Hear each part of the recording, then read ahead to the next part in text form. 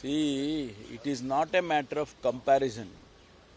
ಅವರ ಕಾಲದಲ್ಲಿ ಬಡ್ಜೆಟ್ ಎಷ್ಟಿತ್ತು ಯು ಪಿ ಎ ಕಾಲದಲ್ಲಿ, ಇವತ್ತು ಎಷ್ಟರ ಮಟ್ಟಿಗೆ ಯು ಪಿ ಎಯಿಂದ ಕಂಪ್ಯಾರಿಟಿವ್ ಇದು ಮಾಡಿದರೆ ಎಷ್ಟು ಮಟ್ಟಿಗೆ ಹೆಚ್ಚಾಗಿದೆ ಅನ್ನೋದನ್ನು ಕೂಡ ಗಮನಿಸಬೇಕು.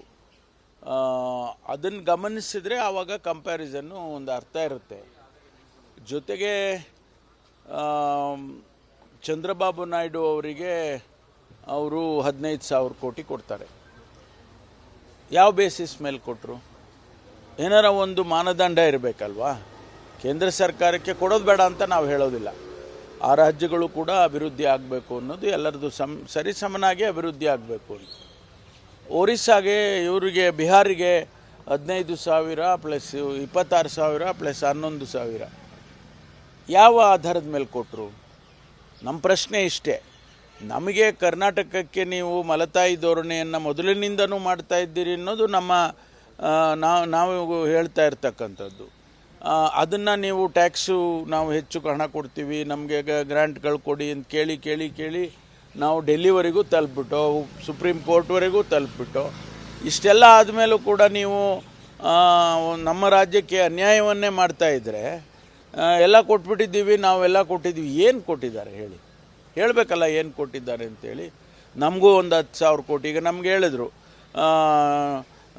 ಭದ್ರಾ ಪ್ರಾಜೆಕ್ಟನ್ನು ನ್ಯಾಷನಲ್ ಪ್ರಾಜೆಕ್ಟ್ ಅಂತ ಮಾಡ್ತೀವಿ ಅಂತ ಹೇಳಿದ್ರು, ಮಾಡಲಿಲ್ಲ.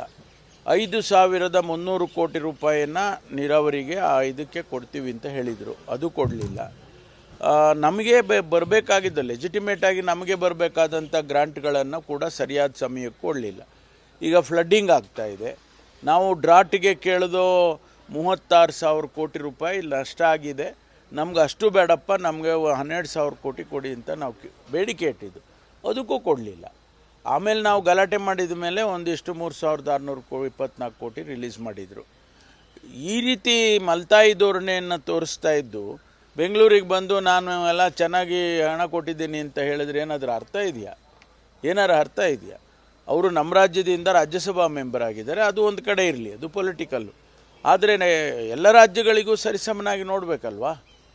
ಅದನ್ನು ನಾವು ಕೇಳ್ತಕ್ಕಂಥದ್ದು. ಈ ಬೆಂಗಳೂರು ಬರೀ ಬೆಂಗಳೂರು ಕರ್ನಾಟಕ ಅಂತ ಟ್ರೀಟ್ ಮಾಡಬಾರ್ದು. ಅವರು ಬೆಂಗಳೂರು ಇಡೀ ದೇಶದ ಒಂದು ಪ್ರತಿಷ್ಠಿತವಾದಂಥ ನಗರ, ಪ್ರಪಂಚದ ಗಮನವನ್ನು ಸೆಳೆದಿರ್ತಕ್ಕಂಥ ನಗರ.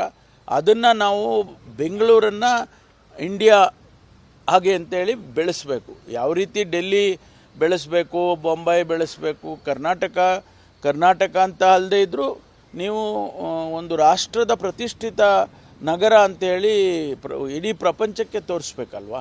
ಅದಕ್ಕಾಗಿ ನಾವು ಕೇಳೋದು ಅಷ್ಟೇ, ಬೇರೆ ಏನಿಲ್ಲ. ಏನಂತ ಮಾತಾಡ್ತೀರಿ? ಅಲ್ಲಿ ಹೋಗಿ ಇದೇ ಹೇಳಬೇಕಲ್ವಾ? ಇದೇ ಹೇಳಿ ಜಗಳ ಆಡ್ಕೊಂಡು ಬರಬೇಕು. ಮಮತಾ ಬ್ಯಾನರ್ಜಿ ಅವರು ಯಾವ ರೀತಿ ಅವರು ವಾಕೌಟ್ ಮಾಡಿದ್ದಾರೆ, ಅದೇ ರೀತಿ ನಮ್ಮವರು ಹೋಗಿ ಅಲ್ಲಿ ವಾಕೌಟ್ ಮಾಡಬೇಕಾಗಿತ್ತು. ಈ ಪ್ರಶ್ನೆ ಏನು ಅಂತ ಹೇಳಿದರೆ, ನೀವು ಯಾವ ರೀತಿ ನೀವು ರಾಜ್ಯಗಳನ್ನು ನಡೆಸ್ಕೊಳ್ತೀರಿ? ಒಕ್ಕೂಟದ ವ್ಯವಸ್ಥೆಯನ್ನು ನಮ್ಮ ಸಂವಿಧಾನದಲ್ಲಿ ಮಾಡಿಟ್ಟು ಹೋಗಿದ್ದಾರೆ. ಫೆಡರಲ್ ಸ್ಟ್ರಕ್ಚರ್ ಹೀಗಿರಬೇಕು ಅಂತ. ಬಾಬಾ ಸಾಹೇಬ್ ಅಂಬೇಡ್ಕರ್ ಅವರೇ ಹೇಳಿದ್ದಾರೆ, ಸೆಂಟರು ಸ್ಟ್ರಾಂಗ್ ಆಗಿರಬೇಕು, ಸ್ಟೇಟ್ ಸೆಂಟರ್ ರಿಲೇಷನ್ಶಿಪ್ಪು ಯಾವತ್ತೂ ಕೂಡ ಹೆಲ್ದಿ ಆಗಿರಬೇಕು ಅಂತೇಳಿ ಕಾನ್ಸ್ಟಿಟ್ಯೂಷನ್ ಇದರಲ್ಲಿ ಹೇಳಿದರು. ಅದೇ ರೀತಿಯಲ್ಲಿ ನಾವು ಹೆಲ್ದಿಯಾಗಿರಬೇಕಲ್ವಾ?